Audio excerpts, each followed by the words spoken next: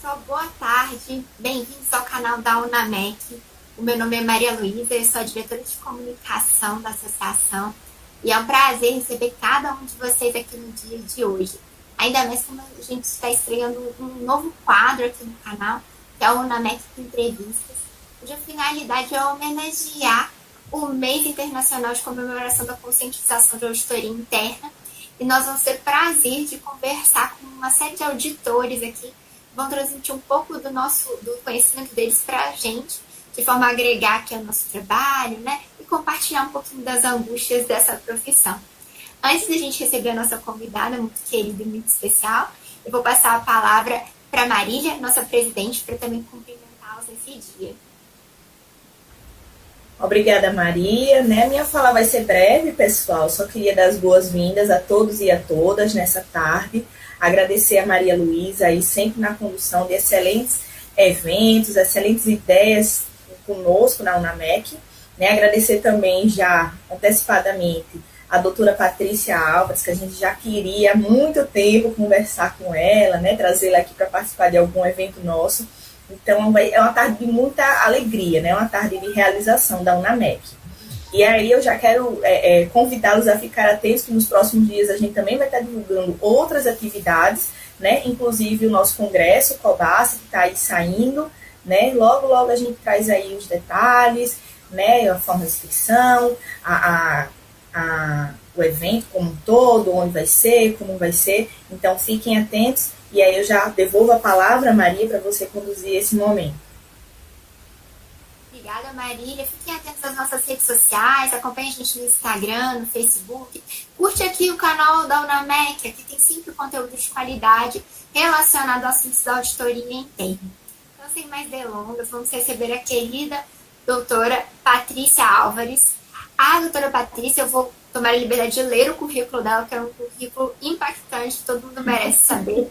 É uma doutoranda em políticas públicas, mestre em governança e desenvolvimento pela ENAP, bacharel em ciências sociais pela UERJ, pós-graduada em educação à distância pela UCB, auditora federal de finanças e controle da Controladoria Geral da União desde 2008, atualmente exerce a função de auditora-chefe do ICM, membro da Comissão de Coordenação de Controle Interno, CCCI. Ela tem certificado CGAP pelo IAA em 2018, em processo de certificação CIA.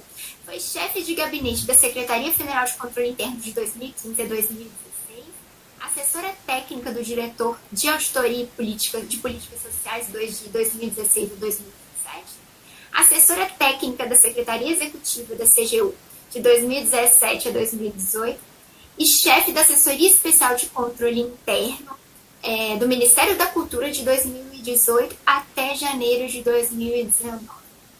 Seja muito bem-vinda, doutora Patrícia. É um prazer receber a senhora aqui, ainda mais uma pessoa que tem um currículo tão vasto e tanta experiência para compartilhar conosco aqui, auditores internos. Seja muito bem-vinda ao canal da UNAMEC. Desde já, volte sempre. Sempre apareça aqui para compartilhar seus conhecimentos com a gente. Muito obrigada por ter nos concedido o prazer dessa entrevista.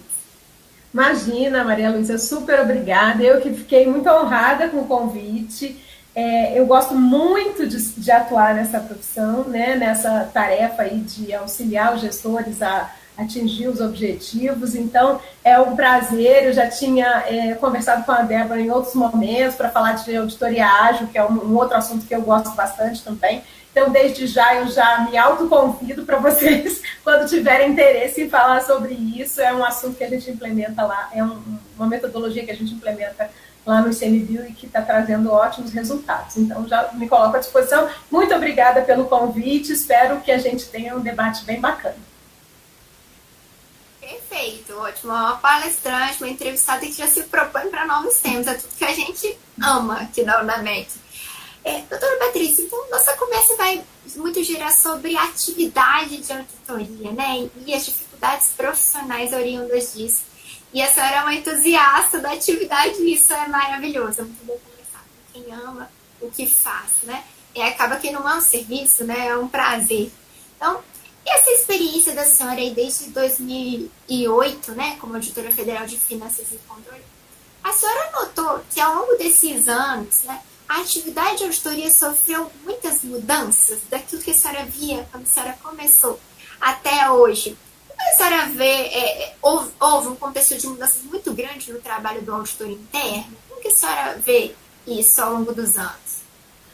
Olha, Maria Luísa, eu vejo muitas mudanças. Agora, sim, é preciso, eu acho que a gente esclarecer um pouquinho a diferença do auditor interno, lato sensu, para o auditor interno governamental, que é o que a gente está falando aqui, né? Eu acho que o que aconteceu nesse período, desde 2008, quer dizer, a partir de 2013, de uma forma mais intensa, foi, na verdade, uma aproximação da auditoria interna governamental da auditoria interna que sempre foi feita nas empresas, né, ou nas entidades privadas e tudo mais. Então, houve uma busca pela aderência a normas internacionais, a gente teve uma mudança de olhar de auditor, e aí eu estou falando do mundo técnico e ideal, né? Quando a gente for falar de desafios, a gente vai ver que na prática a gente talvez não tenha conseguido avançar tanto, mas em termos de técnica, por exemplo, as normas da CGU e tudo mais, a gente viu uma mudança muito grande da forma como a auditoria interna deve atuar. Quer dizer, a auditoria interna deve atuar como uma unidade que vai agregar valor na organização, então ela tem um papel muito mais relevante do que ficar procurando picuinhas e problemas na unidade, ela tem a necessidade de estar vinculada com a estratégia daquela entidade que está trabalhando. Então, isso foi uma mudança que ocorreu, é muito fácil a gente ver isso nas normas, mas talvez não tão fácil de ver na prática, porque foi uma mudança que foi acontecendo meio que de cima para baixo. E aí nós, auditores, na prática, tivemos que nos adaptar com essa nova postura, e os gestores mais ainda, porque eles estavam acostumados com outro tipo de auditor, né? Então, com certeza, houve uma mudança muito grande aí. Eu imagino que de 2016 para cá ela foi uma mudança em looping, assim, muito grande mesmo. E nesse sentido, a senhora acha que o gestor público ele percebeu essa mudança e ele hoje vê com um novo olhar o auditor interno? Olha, essa pergunta é a pergunta de milhões, né? Eu acho que eu tinha até pensado aqui, na verdade, eu acho que a gente pode considerar que tem 3 tipos de gestor. Quando a gente falar em gestor público, parece que a gente está falando só de uma categoria, né? E, na verdade, eu acho que isso se divide um pouco. Então, eu tenho aquele gestor que continua achando, não sei nem se continua a palavra, mas que acha que o auditor interno deve atuar como um controle interno, quer dizer, na verdade, aquele camarada que faz o dia a dia da rotina, a licitação passa pela mão dele para ele avaliar se está certo, se está errado, né? Então ele está ali atuando como primeira linha de defesa, ali antigamente, né? Agora primeira linha, está atuando como primeira linha, ou no máximo a segunda linha, tipo, olhando depois, supervisionando o trabalho que a equipe de licitação, por exemplo, fez. Então tem um gestor que acha que esse é o papel do auditor que está ali, é dar garantia a ele, enquanto gestor, de que ele está fazendo correto e que ele não vai ser punido, etc. Você tem um outro tipo de gestor, que eu acho que é aquele que vê o auditor como um inimigo. Aquele camarada que vai delatar ele para os órgãos de controle. Então, assim, ele é obrigado a ter um auditor interno, isso, o decreto 3591 trouxe essa obrigatoriedade, e aí ele é meio que obrigado a engolir o auditor interno na organização dele. E aí, quanto menos o auditor souber, melhor, porque menos coisas ele vai fuçar e menos coisas ele vai entregar para os órgãos de controle, quer seja CGU, quer seja TCU, enfim, qualquer coisa assim. Então, acho que tem esse também. E aí é aquele gestor que dá o mínimo de recursos para a auditoria trabalhar, né? A pessoa trabalha sozinha, não tem os instrumentos. E aí, num terceiro momento, eu acho que tem sim o gestor que acha que o auditor interno vai contribuir para o processo dele. Ele começa a ver que o auditor interno tem essa postura de nunca ser, eu não estou falando aqui de postura de consultor, não, estou falando de avaliador mesmo, mas ele acha que os resultados do trabalho de avaliador vão contribuir para ele, enquanto gestor, fazer melhores entregas. Então, eu acho que a gente tem esses 3 grupos aí, macro grupos, né? E tem um pessoal que fica aí no meio do caminho, mas eu acho que não dá para a gente falar de um gestor único, sabe? Assim, o gestor público acha isso. Eu acho que tem esses 3 tipos de gestor aí. interessante. E como lidar, hein, doutora Patrícia? Como a gente lida, assim, com um gestor que às vezes tem uma maior desconfiança em relação ao trabalho do auditor interno, né? Que não consegue perceber, né, a relevância desse trabalho. A senhora tem uma dica, né, um contexto de boas práticas para dividir conosco sobre isso? Eu tenho várias, assim, mas para minha experiência, na verdade, eu posso dizer que eu estou falando, lógico, com a minha experiência. Então, eu não posso falar que isso funciona para todos, etc. Mas acho que algumas boas dicas são: primeiro, prepare-se tecnicamente. Auditor, a gente tem que estudar muito as normas de auditoria, a gente tem que estudar muito os recursos, a gente tem que ser bom líder, a gente tem que aprender a negociar, a falar, a se comunicar. Tudo isso está lá nas normas de auditoria e a gente esquece, né, que a gente precisa ter essas habilidades, não só de executar uma boa auditoria, mas de se comunicar de forma adequada, não achando que o outro lado tá ali porque ele é mau caráter ou qualquer coisa do gênero. Então, assim, passa muito por um processo de convencimento da gestão. Eu realmente acredito nisso. E para convencer, a gente não convence na base da trauletada. A gente convence na base de mostrar os resultados do trabalho e ver como que aquilo pode agregar.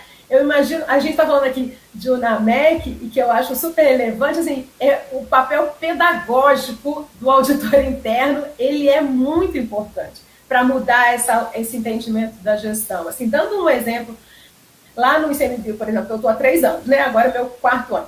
E eu já tive 3 gestores, na verdade, principais, assim, presidente da instituição, e eu ouvi de 2 deles que nunca tinham tido, já tinham outras atuações em serviço público, em outros órgãos e tal, que nunca tinham passado, tinham tido convivência com a auditoria interna que funcionasse como a nossa, que eles veem enquanto parceiros para ajudá-los a fazer melhores entregas. Então, assim, tem uma parte de culpa deles? Tem, mas tem uma parte de culpa nossa também, de auditores, de saber nos posicionar.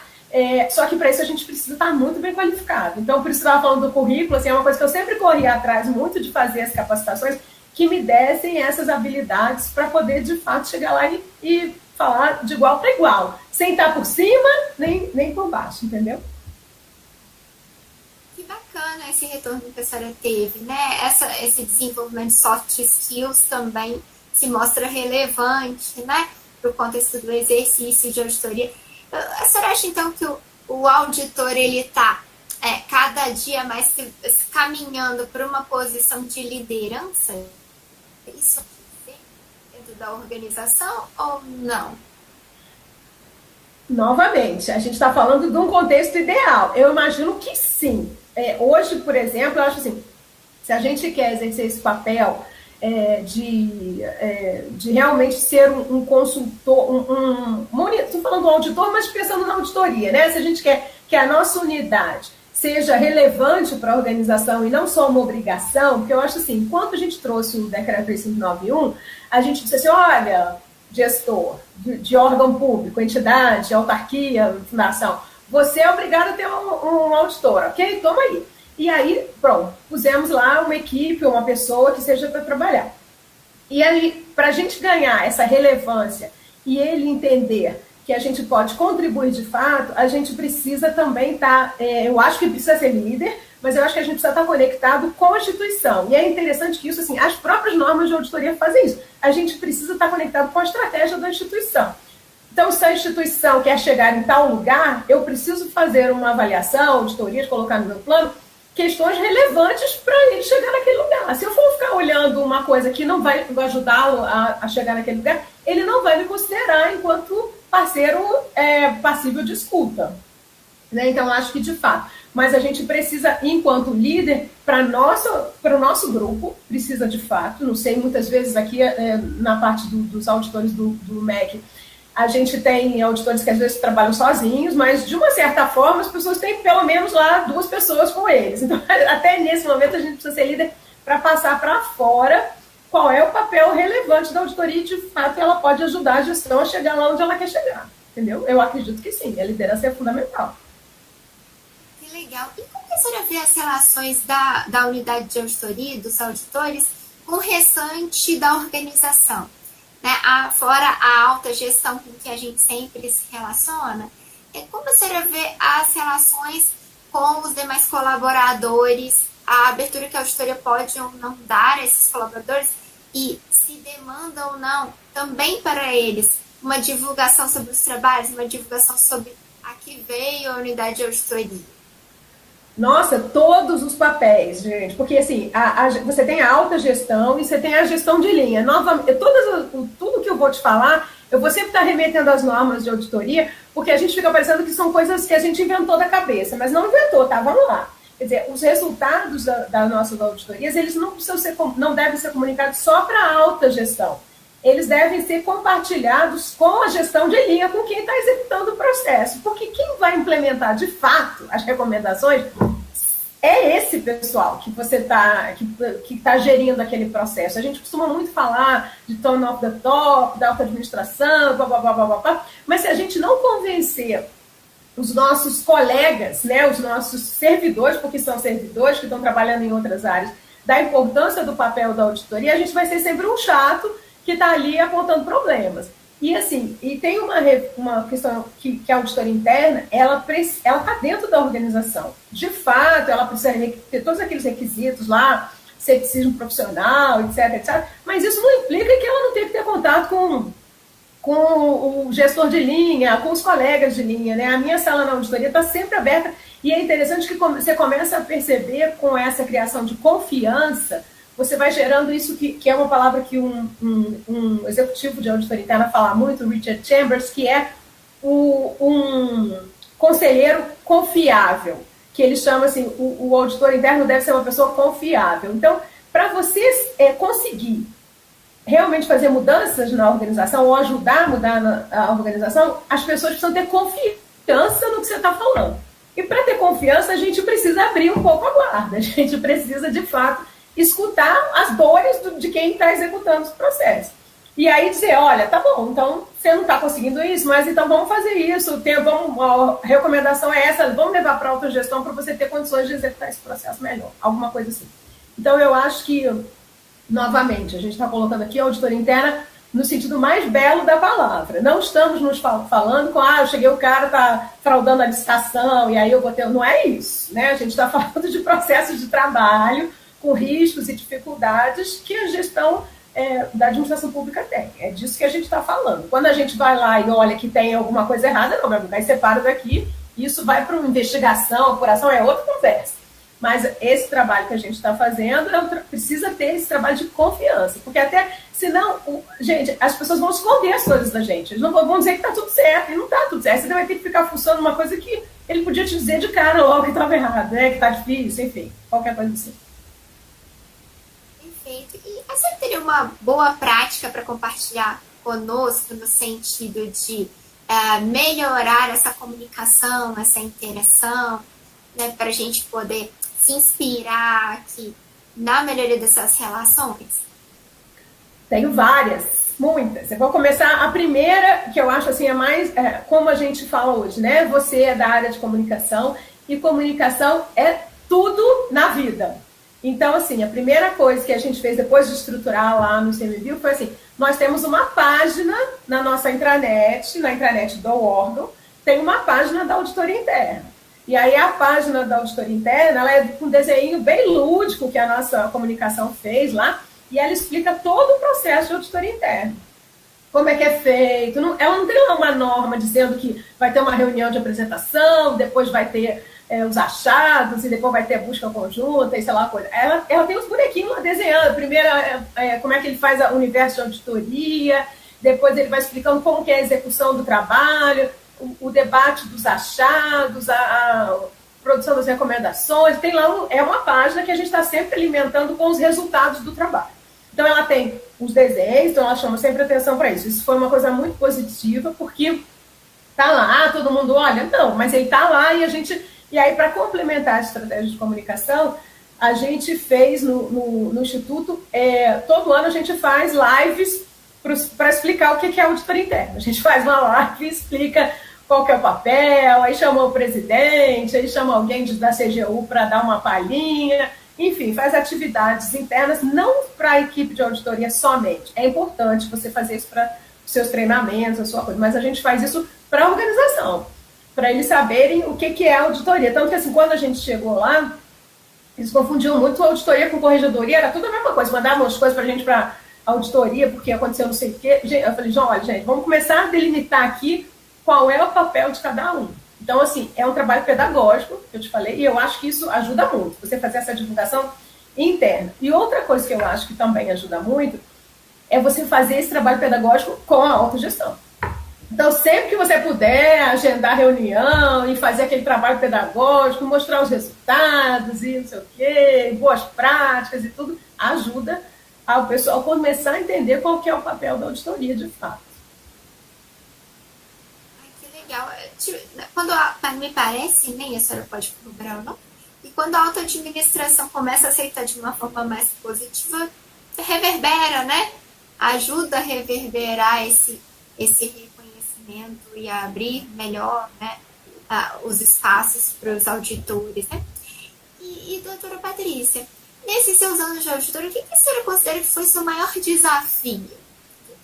Te desafiou nessa sua carreira até o presente momento?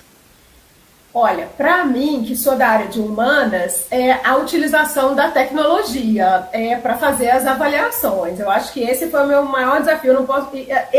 O primeiro maior desafio talvez tenha sido gerenciar a equipe, que eu acho que é um desafio, porque quando a gente vai para. A diferença que eu sinto, na CGU, nós somos todos auditores. Então, nós passamos no concurso para auditoria. Somos nem todos os auditores agem assim, tá? Mas assim, somos treinados ou somos capacitados para atuar como auditores, com condutas adequadas, etc, etc.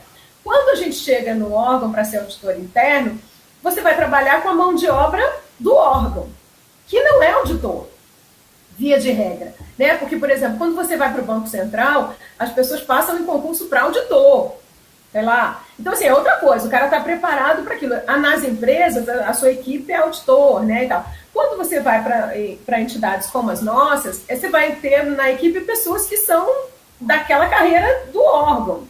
Então, é todo um trabalho pedagógico que você tem que fazer para fazê-los atuar como auditor. Né? Então, tentar preparar curso, por exemplo, lá existe um regramento, né, da CGU lá de horas de capacitação que o auditor tem que fazer.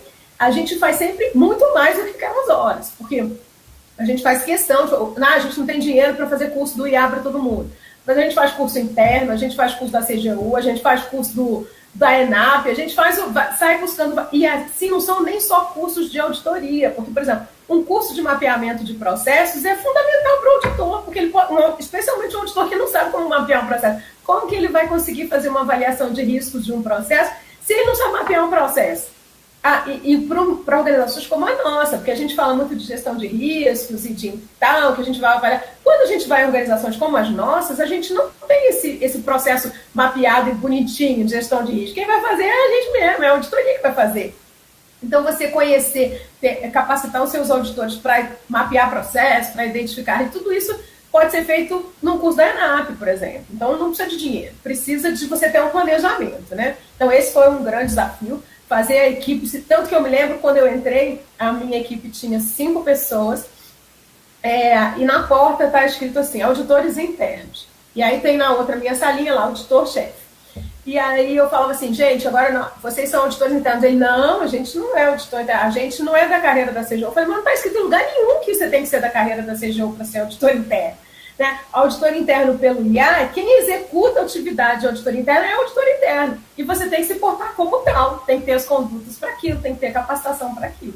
Então, fazê-los sair do seu cargo de origem, no qual eles passaram, né, administrativo, qualquer coisa assim parecida, no nosso caso tem analista até ambiental, e virar auditor interno foi um desafio. Né? Esse foi o primeiro desafio. E o segundo desafio é essa questão da tecnologia, que eu acho que a gente precisa lidar com essa coisa de analisar dados de forma mais objetiva, mais sistematizada, e eu e o Excel nós somos muito amigos, assim, então foi um desenvolvimento que que de fato me demandou, e agora estou estudando o R, que é uma outra coisa. Enfim, a gente precisa avançar nessa utilização das tecnologias. São os dois desafios, eu acho. Muito interessante essa sua colocação, no sentido até da gente já pensar para frente, né? Quais são os principais desafios para os auditores internos nos próximos anos? A tecnologia, será que é aí um grande desafio? Seria ela capaz, e algumas pessoas falam de substituir um auditor interno? Ela é um desafio a ser superado, ou ela é um contexto de aprendizagem para o auditor do futuro? Como a senhora vê isso? Maria Luísa, olha, eu já vi várias entrevistas sobre essa questão da máquina superar o auditor, mas assim, eu não vejo nenhuma possibilidade desde que você mude a sua forma de atuar. Porque se você for fazer, por exemplo, análise de licitação, a gente já tem um programa que faz isso, um software que faz isso. De fato, a gente não é necessário. Se for fazer uma análise em termos de materialidade, riscos e tal, que manda um comando para o gestor suspendendo a licitação, realmente não precisa de auditor para fazer isso. Né? Nesse caso, se você é um auditor que age assim, de fato, você pode ser superado brevemente. Né? Se você está fazendo análises de conformidade que uma máquina pode aprender com software, com programação, com modelos preditivos aí, como a CGU já desenvolveu algumas coisas com relação a convênios e tudo mais, de fato, a gente não vai ser mais necessário. Agora, essas outras habilidades que tem a ver com os soft skills que você falou, e outras coisas, por exemplo, aí já fazendo um pouquinho da propaganda do negócio da Ágil, né, que exige uma interação muito grande com o auditado. Eu não gosto de falar muito auditado, eu costumo falar muito de cliente de auditoria, mas enfim, isso aí não tem máquina que substitua, porque é você fazendo o trabalho, identificando o risco, conversando com ele, identificando o que ele faz. Isso aí não tem máquina que resolva, a gente vai estar sempre muito acima. Então eu vejo a tecnologia, para mim o desafio é mais como suporte para nos ajudar a avaliar uma quantidade maior de números com relação às coisas, mas ter análises estatísticas mais adequadas, né, para a gente não fazer o que um colega meu do doutorado chama de análise de elevador, né? Isso aqui subiu, isso aqui desceu, não. A gente poder fazer a coisa com base, porque assim, novamente, eu acredito que a gente só consegue valorizar a nossa profissão de auditor interno governamental se a gente entregar resultados realizados com base em trabalhos sistematizados, qualificados, que não são achômetro, que não são eu olhei isso aqui porque eu quero pegar no pé disso aqui. São trabalhos feitos com profundidade. Então, a gente precisa desenvolver outras técnicas aí para poder fazer esse tipo de avaliação, entendeu? Muito interessante a sua análise. Mas qual o desafio que a senhora vê aí pela frente para os futuros auditores que ainda ingressarão, né? Teve agora, por exemplo, um concurso da controladoria, então vai ter um ingresso, e outros que venham aí se interessar a atuar na iniciativa pública dentro do contexto da auditoria. Olha, eu acho sempre que a gente precisa sempre estudar muito, muito, muito. Tá sempre muito antenado com a forma como a auditoria, como você falou, houve uma mudança muito grande, e a gente precisa estar sempre se qualificando, se atualizando e aprendendo novas competências para a gente poder valorizar esse trabalho. Porque hoje tem um decreto e a gente sabe que o mundo gira, o poder também, nada significa que eu não posso ter um outro decreto dizendo que não precisa ter auditor interno, que não é obrigatório. E aí? Como é que a gente vai valorizar a nossa profissão? Né? A gente vai valorizar fazendo entregas que agreguem. E aí eu costumo dizer uma coisa assim, que é muito relevante, as pessoas às vezes talvez não pensem nisso. O gestor não está muito preocupado em fazer entregas. Está sim, gente, porque ainda que ele seja eleito, ele vai precisar ser reeleito. Então ele precisa entregar resultados. E se ele não for eleito, se ele for indicado por alguém, ele também precisa entregar resultados. Então o fato dele não ser da entidade não quer dizer nada. Todo gestor precisa entregar resultados. E para entregar resultados, ele precisa de uma equipe que funcione, de um trabalho que atinja objetivos. E a auditoria é um grande ativo dentro da organização para ajudá-lo nisso. Só que ela precisa estar cada vez mais conectada com a gestão. Então, ela precisa entender quais são os desafios dessa gestão. Como você me pergunta quais são os desafios para o auditor, eu imagino que seja, no termo de auditoria interna, desafios para ele como profissional é se capacitar, estudar, fazer certificação se puder, se não puder, estudar o máximo que ele puder das normas, participar de congresso, tudo que ele puder debater com outros parceiros de outras entidades, ele vai estar agregando conhecimento, vai estar discutindo experiências. Então, isso eu acho fundamental, não ficar só no mundinho, compartilhar experiências e dificuldades com outros colegas. Mas, além disso, quando ele entrar na organização, ele tem um grande desafio de acompanhar a organização. E aí acompanhar não é só dentro, né? É acompanhar o que a mídia fala da organização, é acompanhar o que outros agentes que lidam com a organização, como eles veem a organização, identificar riscos nessas relações, riscos reputacionais. Ele tem que estar, assim, 24 horas ligado naquele assunto que ele está trabalhando, para poder ajudar, de fato, a gestão a virar esse tal conselheiro confiável, né? Que é o papel do auditor interno, na minha opinião, o papel mais relevante dele. Perfeito. Doutora, uma outra questão também sobre futuro, né? Talvez a senhora também já tenha ouvido. Alguns palestrantes, algumas pessoas levantando como sendo o futuro da auditoria apenas o trabalho da consultoria, a questão da avaliação em declínio. A senhora vê as coisas dessa forma? Acha que não? Como a senhora enxerga esses dois tipos de trabalho e existirá uma priorização de um sobre o outro? Olha, eu discordo totalmente dessa questão de achar que a consultoria vai ser mais relevante.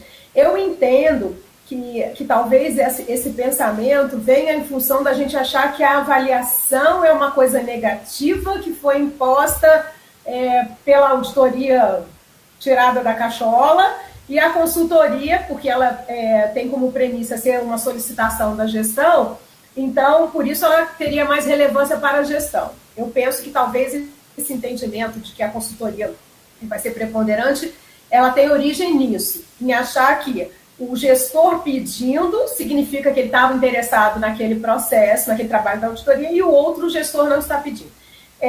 Eu discordo disso por vários motivos. Primeiro, porque eu acho assim, a consultoria, a avaliação, ela precisa entregar tanto valor quanto a consultoria. Então, e ela precisa ser tão relevante para o gestor quanto a consultoria. E como é que ela é relevante? Quando ela identifica processos com riscos relevantes, que podem realmente atrapalhar a vida do gestor se eles se materializarem. Então, quando você entrega isso e você diz, olha, meu amigo, o negócio é o seguinte, se você não fizer, estou falando de forma bem simplória, mas se você não entregar se você não modificar essa forma de atuar, você não vai entregar esses seus objetivos. E você está com o pé na bunda. Assim, bem em geral, tá? Não é isso que a gente faz na prática, uma conversa muito mais sofisticada, mas é isso aí. E aí o cara começa a ver assim, nossa, isso aí vai dar ruim. Realmente, eu preciso implementar isso aqui, porque ele está me protegendo. E não é me protegendo no sentido, e a gente tem que ter isso muito claro. As pessoas pensam que você fazendo isso, você está protegendo o gestor. Você está protegendo a organização, porque a organização precisa entregar. Então, quando você está dizendo, se você não mudar a forma de atuar esse processo, você não vai entregar e a organização vai sofrer com isso, você está protegendo o valor da organização. E, então, nesse momento, eu não acredito que a consultoria... Eu só acredito que a consultoria vai ultrapassar a avaliação se a gente continuar fazendo o que a gente está fazendo. Se a gente der a bobeira e continuar fazendo avaliações que não tenham a ver com as questões estratégicas. Porque quando o gestor te pede uma consultoria, ele pede uma consultoria porque aquilo é relevante para ele. É relevante e estratégico. Então, o importa é você achar o que é estratégico para ele para fazer uma avaliação e entregar um bom resultado. Então, por exemplo, só para te dar um exemplo de como que a gente coloca isso na prática. No Instituto, a gente faz a nossa matriz de riscos do processo, para fazer o plano anual, a gente faz uma matriz de riscos e uma das pontuações é a relevância para o gestor. Ela não é a única, mas ela é uma das pontuações.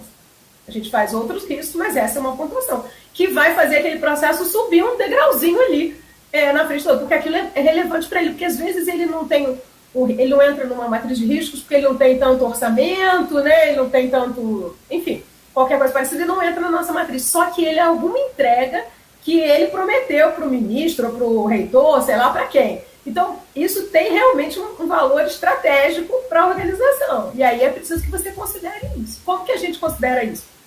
colocando na nossa matriz de riscos uma pontuação para o que é relevante para o gestor. Entendeu? Excelente, boa prática aí para que copiemos. Maria, abriu a câmera, temos perguntas? Temos várias perguntas já, Maria. E a primeira, até um pouco relacionada com essa última fala, né? Foi minha, né? Fui a primeira, assim, já abri aí o chat, a parte de perguntas. Né? Eu queria saber, porque o ICMBio tem uma missão tão bonita, né? A própria missão mesmo do Instituto, né? E muito relevante, né? Principalmente nesse momento, né? Em que a sociedade fala tanto em preservação, né? Dos recursos, enfim. A minha pergunta vai nesse sentido, né? Como é que os trabalhos da auditoria têm norteado estrategicamente as ações do ICMBio para o futuro, né? Pensando para o futuro, como é que vocês têm trabalhado nesse sentido com relação aos gestores também? Por isso que eu digo que responder um pouco, mas se a senhora puder também falar um pouquinho mais com relação à missão do ICMBio também, eu agradeço. Com prazer. Vamos lá. Na verdade, assim, para quem não conhece, o ICMBio é um instituto, né, que toma conta das nossas unidades de conservação do país. São 334 unidades de conservação. Na verdade, a gente conhece mais como os parques nacionais, né? Parques, florestas nacionais, vamos lá, Foz do Iguaçu, né, nas Cataratas, o Parque do Itatiaia no Rio, e por aí afora. Enfim, então ele tem, de fato, uma missão. A missão dele é a preservação dentro das unidades de conservação. Ele é ali, ele não é de preservação do Brasil inteiro, né? Mas as unidades de conservação ocupam, como eu te falei, um espaço bem razoável do território nacional. Então, novamente, o nosso vínculo para fazer atuações, a gente está sempre ligado na questão dos objetivos estratégicos do órgão. Então, por exemplo, eu tenho lá, preservar... diminuir o desmatamento. Estou chutando assim alguma, mas essa é uma delas, né? Diminuir o desmatamento na Amazônia, etc, etc. Como é que você diminui o desmatamento? Com processos de fiscalização. Então, o processo de fiscalização, ele tem uma relevância para o Instituto. Ele entrou lá com uma pontuação lá, não sei aonde, na minha matriz de riscos, uma pontuação super alta, porque está vinculado a um indicador estratégico. Então, e assim vai. Então a gente fez e outras coisas acontecem. Por exemplo, na época o ministro foi visitar as unidades de conservação e viu um monte de carro abandonado. Aí sai na imprensa. Aí foi a primeira avaliação que a gente fez, foi uma avaliação da gestão da frota do ICMBio. Por isso que a gente precisa estar sempre muito ligado entre o papel, o que está no papel, que são os objetivos estratégicos, etc., e aquilo que está acontecendo no mundo real da organização. E aí, a partir do momento em que a gente, por exemplo, foi fazer o trabalho em cima da fiscalização, aquilo ganha uma relevância super importante para o Instituto. Por quê? Porque você está fazendo uma avaliação de um processo que é super importante para ele atingir a missão dele. Então, você já ganha eu não estou ali olhando a licitação da compra do aparelho que vai apagar o incêndio. Embora isso também esteja relacionado, por exemplo, com o combate ao fogo, mas a gente vai olhar outras coisas. E aí, quando a gente se apresenta, e aí para a questão, como a Maria Luísa tinha falado, a gente tem uma estratégia de trabalho que vem da metodologia ágil, e eu lá fazendo propaganda de novo, que chega assim, de você compreender qual a expectativa da alta administração com relação àquele processo que você vai auditar, porque você precisa saber o seguinte: o que você vai contribuir para aquele processo melhorar? Porque se você não vai contribuir, ele não tem interesse. Então, mas se você vai contribuir, ele tem interesse. O que você gostaria, o que te incomoda nesse processo? Né? Quais são as dores desse processo? Eu tenho preocupação porque eu não estou fiscalizando o suficiente, ou porque a imprensa está pegando no meu pé porque eu não tenho um número suficiente de fiscalizações, sei lá, vamos dizer que fosse uma coisa assim. Então tá. Então a gente precisa melhorar, aumentar o número de fiscalizações, ou qualificar melhor, ou comunicar melhor. Então, é isso que você gostaria de chegar, né? Ok. Aí sim, a gente vai construir o nosso planejamento junto com quem é gestor do processo e vamos começar a identificar os riscos do processo, por que ele não consegue fazer mais fiscalização, por que ele não consegue ter pessoas, ele não consegue ter equipamento, como é que ele distribui as pessoas pelo país, enfim, vai gerando aquelas coisas. E aí você vai gerando engajamento, porque, e assim, a maneira de se comunicar é super importante. Olha, gente, eu não estou aqui avaliando para ver quem fez errado ou quem fez certo. Eu estou avaliando descobrir quais são a gente bota sempre nas apresentações, o risco é a primeira coisa que a gente bota. Primeira coisa é esse risco dele se materializar. Então, a gente está avaliando a sua capacidade de gerenciar esse risco. Quando se o risco for muito alto, você não estiver conseguindo gerenciar, você não vai entregar o que você está pretendendo entregar. Ok. E vamos assim. E aí a gente vai debatendo o tempo todo dos achados, são debatidos o tempo todo com os gestores do processo. E aí, no final, quando a gente fecha o relatório, eles já sabem tudo. A gente já discutiu o caminho todo, as entregas todas, o que ele tinha que melhorar. Algumas coisas a gente vê, por exemplo, acho que todos os colegas que trabalham com auditoria sabem que já viram recomendações as mais malucas possíveis. Então, assim, impossíveis é a mesma coisa que você está numa organização sem dinheiro, você diz assim, olha, o problema disso é você implantar um sistema informatizado. Recomendação, implante um sistema informatizado. Aí o cara diz assim, tá, em que dia? Então, eu acho que a gente tem que discutir a recomendação, por exemplo, ok, se ele não tem dinheiro para fazer um sistema, vamos fazer uma planilha? Vamos fazer um controle de outra forma? Vamos fazer. Como é que você consegue resolver, mitigar esse risco aqui que você não tem controle nenhum? Como é que você consegue mitigar? Uma planilha eu consigo. Então, beleza. Então, a recomendação vai ser uma planilha. Eu costumo dizer, se eu melhorar o processo em 50%, eu já estou feliz pra caramba, sabe? Então, assim, eu acho que é essa linha que a gente trabalha. Não sei se eu te respondi, Marília. Falei muito abertão, né? Respondeu, sim, muito bem, doutora. Assim, né, já vinha falando um pouco sobre isso, mas aí ficou muito claro. E aí também a Débora tinha pedido para dar uma palhinha como a senhora está usando a gestão ágil para a implementação do PAINT pela auditoria interna, em que a senhora coordena, né? A senhora já falou um pouco sobre. Eu acho que essa aí a gente tinha que guardar para a próxima palestra dela. Sobre... Então guardaremos. Só falo uma palhinha. Na verdade, a gente já implementou esse ano, vai implementar, né? Na verdade, vamos fazer agora. A mudança do PAINT não será mais anual, será semestral. Justamente para a gente poder mitigar esse risco de estar avaliando uma coisa que já não tem mais relevância para a gestão e de estar não avaliando algo que tenha. E aí, só para a gente não falar mais disso, falar na próxima, como disse a Maria Luísa, quando a gente estava fazendo a auditoria, veio o Covid. Né? Veio o Covid em março. Os planos já estavam todos prontos. Será que devíamos ter seguido a mesma lógica? Nós não seguimos. Naquela época nós nem mudamos o PAINT, mas nós fizemos, por exemplo, nós identificamos, só para te pontuar um processo que entrou que não estava. Por exemplo, a gente fazia antes seleção, o ICMBio conta com brigadistas para colaborar no combate a um incêndio nas unidades. Esse processo era um processo físico.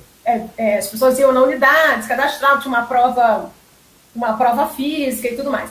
Com a pandemia, esse processo passou a ser todo informatizado.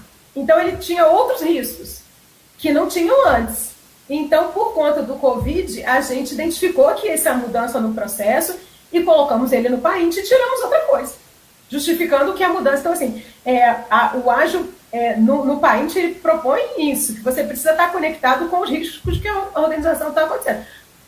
De repente, mudou o reitor vem de uma área que não entende nada de determinado assunto, aquilo ali vai ser um risco maior do que estava na gestão anterior. Então, você precisa ter esse olhar e modificar, porque senão você vai estar entregando uma coisa que não vai, de fato, colaborar para a entrega do objetivo mais urgente que ele precisa. Eu acho que tá acabando aqui, né, gente? Eu tô olhando aqui um negócio, apareceu aqui pra mim. Sua chamada termina em 6 minutos, não sei como é. Isso aí que a gente, né, esperando mais ou menos 1 hora de papo, ele já tá, tipo, vamos. E nessa conversa. Mas, tem mais alguma pergunta que eu gostaria de colocar, Mai? Temos mais 3 perguntas. Vai dar tempo? Será que dá para fazer uma síntese? Para a gente ter tempo de uma despedida? Tá, a Valquíria pergunta como trabalhar a questão da imparcialidade entre a gestão e a equipe dos auditores e como a senhora tratou essa temática no ICMBio. Eu acho que também tem um pouco de relação com o que o Kleber pergunta, que é como alguém tem contribuído para a gestão da integridade no ICMBio. Tá. Então, eu vou começar lá na parte da integridade. Na parte da integridade, o que a gente faz fizemos a avaliação do programa de integridade para, de fato, saber se ele estava entregando o que deveria estar entregando, né, enquanto meta, se não era um programa fake, só para cumprir tabela, ou se ele estava fazendo. Então, o papel da auditoria interna foi nesse sentido. Na parte da integridade, a gente faz parte da instância de integridade, mas eu particularmente discordo que a gente tenha que estar no modelo como foi proposto pela CGU, de ser uma instância de integridade, porque eu acho que cabe à auditoria avaliar a integridade e ter relação no seguinte sentido: a ouvidoria, por exemplo, recebe, ou a corregedoria recebe denúncias sobre determinado tema, isso aí pode entrar, por exemplo, para o seu país, para a sua avaliação do seu universo de auditoria, como uma pontuação de risco ali, naquele processo. Então, eu concordo que tem que haver essa interação. Mas é por aí que eu acho que tem que acontecer a questão da auditoria na relação da integridade. Eu acho que é avaliando a implementação do programa e utilizando insumos dessas instâncias de integridade, aí, ouvidoria, corregedoria, comissão de ética e tudo mais, para dar o suporte à construção da sua matriz de riscos, por exemplo. Então, você pode identificar, recebe muita denúncia com relação a, sei lá, determinado tipo de processo. Aí aquilo ali entra na sua matriz de riscos. A gente está, inclusive, fazendo isso hoje lá no CMBio. Um determinado processo que foi identificado pela corregedoria de denúncia, ele veio para subsidiar a gente, mas é esse o trabalho, né? A gente não faz nenhum trabalho de promoção da integridade, essas coisas não. A gente deixa com a galera lá de segunda linha mesmo, que eu acho que é o ideal. Agora, com relação, desculpa, a Valquíria perguntou sobre a questão da imparcialidade, não foi isso? Isso. Gente, olha, eu acho que imparcialidade a gente resolve com técnica. Técnica. Esse negócio de imparcialidade não quer dizer antipatia, imparcialidade não quer dizer antagonismo. E o ceticismo profissional, característico do auditor, tem a ver com estudo técnico. Então, assim, eu não preciso gostar do gestor A, B, ou C, ou D, ou eu posso gostar do gestor A, B, C ou D e ainda assim fazer uma baita avaliação em que encontre muitas dificuldades no processo dele. Isso não tem problema nenhum. E quando você consegue identificar isso de forma objetiva, com relação com técnica, com evidências, né? É a tal da política baseada em evidências, é uma auditoria baseada em evidências. Eu encontrei isso aqui porque eu pesquisei conforme a técnica de auditoria, avaliei tantas coisas e encontrei isso aqui. Se eu gosto de você, se eu gosto de mim, isso não está em jogo, não é a questão. E aí a gente apresenta os achados e as pessoas começam a entender que a gente não audita pessoas, a gente audita processos. Então, a imparcialidade, eu acho que essa questão da imparcialidade parece que a gente não pode ter. Eu me lembro no tempo da CGU, a gente falava assim, ia fazer o sorteio, a gente não podia conversar com o prefeito. Com o prefeito eu até não sei, porque como a gente está realmente num momento muito distante, talvez tenha esse problema realmente. Mas na auditoria interna, você vai conversar com seu chefe, com o gestor, com o coleguinha, você vai almoçar com ele. Isso não impacta se você souber fazer a coisa com técnica, né? E tudo muito evidenciado nos papéis de trabalho e tudo mais. Eu acho que o estudo está na base de tudo, sabe? Porque se a gente não tiver isso, a gente vai ficar na impressão. A impressão realmente não tem especialidade, né? Nem para o bem, nem para o mal. Nem defendendo, nem acusando. Perfeito, doutora Patrícia. Acho que a gente podia ficar aqui mais umas 3 horas conversando com a senhora, porque tem muito água aí dos trabalhos, é muito gratificante tê-la aqui. Mas infelizmente, nosso tempo previsto já vem encerrando. E eu, doutora Patrícia, então, por favor, repita para nós aí a sua mensagem final aqui para os auditores internos que estão nos assistindo, também para os demais pessoas que estejam. Bom, gente, então eu queria dizer que o caminho é árduo, mas vale muito a pena. É uma profissão belíssima, que a gente tem muito a contribuir com a gestão. Então, animem-se, força e coragem, dá para a gente fazer um trabalho bacana, preparem-se, estudem, discutam com os amigos e participem desses fóruns da UNAMEC, de congresso, tudo que a gente puder participar e tudo que a gente puder estudar vai ser válido nesse processo de construção da nossa profissão, porque afinal de contas a gente não quer ser substituído pela máquina, né? A gente quer ser compreendido como um papel relevante que a auditoria tem nas organizações. Então, desejo muito sucesso a vocês, estou sempre à disposição, gosto muito do assunto, gosto muito de estudar e, como viram, gosto muito de falar sobre ele também. Então, sintam-se à vontade para entrar em contato comigo e para a gente continuar debatendo os desafios dessa nossa carreira. E sucesso nesse mês de conscientização se vocês puderem fazer isso, né, como a Maria Luísa tinha falado no início, a gente lá no Instituto vai fazer um encontro técnico esse mês com os auditores, e eu pedi que o presidente gravasse uma mensagem, que alguns gestores que foram auditados por nós gravassem mensagens para passar para os auditores, porque eles também precisam, porque esse processo depois do acompanhamento, nem sempre o auditor que fez a auditoria consegue acompanhar. A gente tem uma pessoa que faz o monitoramento das recomendações. Então, às vezes, a pessoa não sabe que a recomendação está sendo implementada, porque ela já está fazendo outro processo, outro trabalho e tal.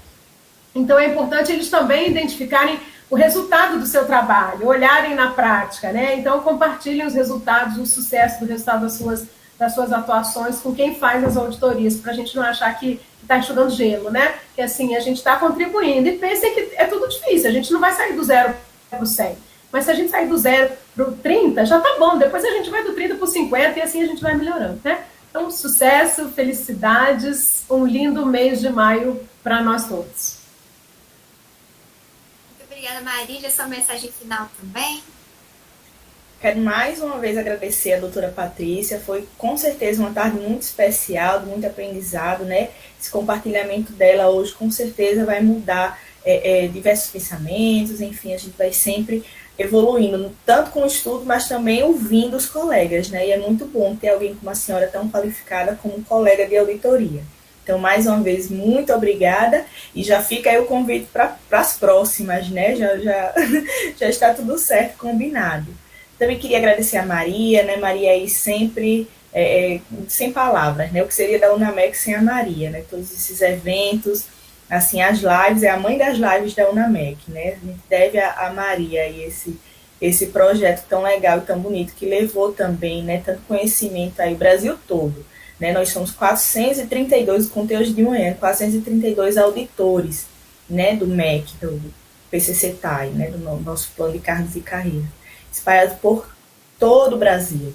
Né? Então, assim, ainda mais nesse momento de pandemia, em que nós ficamos, né, mais resguardados, né, a gente ainda conseguiu continuar levando um pouco de conhecimento, compartilhando aí com os colegas de todo o Brasil. Então, meu muito obrigada a Maria também e a todos os colegas que estiveram conosco hoje à tarde, participando, né, comentando, fazendo perguntas e assistindo e elogiando aí, mandaram mensagem dizendo que gostaram muito dessa atividade e já convido para as próximas também. Perfeito. Muito obrigada mais uma vez, doutora Patrícia, Marília. Muito obrigada a cada um de vocês e até o próximo UNAMEC Entrevistas. Até mais, pessoal.